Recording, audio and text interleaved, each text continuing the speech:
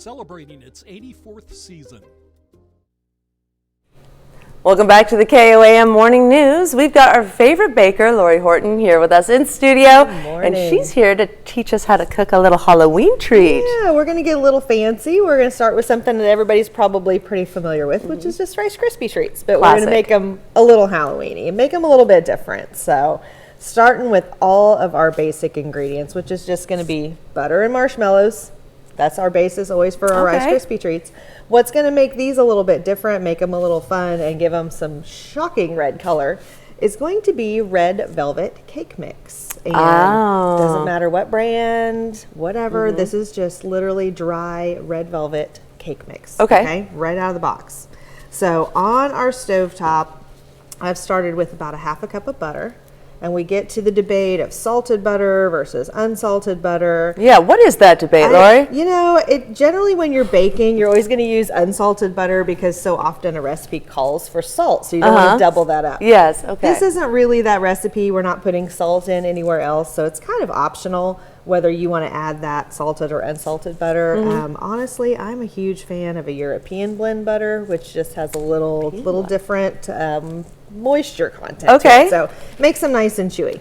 But we're going to let that really melt down, and it's going to take just a few more minutes than what we'll have to show you live today, but we'll come back to it later. Okay. And then we're going to add to that mini marshmallows, and you can do regular marshmallows too, whatever you got in the cabinet. Do the mini melt better? They melt a little faster.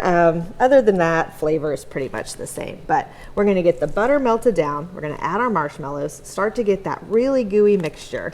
And once that starts to soften up a little bit, that's when you're going to pour in that dry red velvet. Oh, okay. And it is going to look like a crime scene for a minute, which is going to be awesome. The kids are going to love it.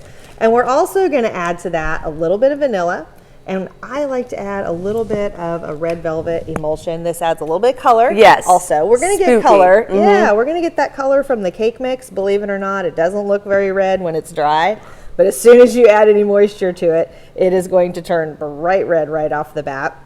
And then a little bit of this emulsion gives it a little more flavor as well as that color. So that's kind of a fun one to add in there together. Okay. Yeah, and then once we get to that point, when we come back later on, we're going to show you just exactly how Halloween-y and horrifying that is going to look. Excellent. And then we're going to add in our Rice Krispie treats. And this is the part where it takes a little bit of muscle. So if the kids are helping, you gotta really blend it. A really good sturdy spatula so that you can really get that in because it's hot. It's not really something you can mix with your hands. Yes. Like some recipes, it'd be a little bit too warm for that. So make sure you've got a really good, heavy, sturdy spatula that doesn't have any bend to it.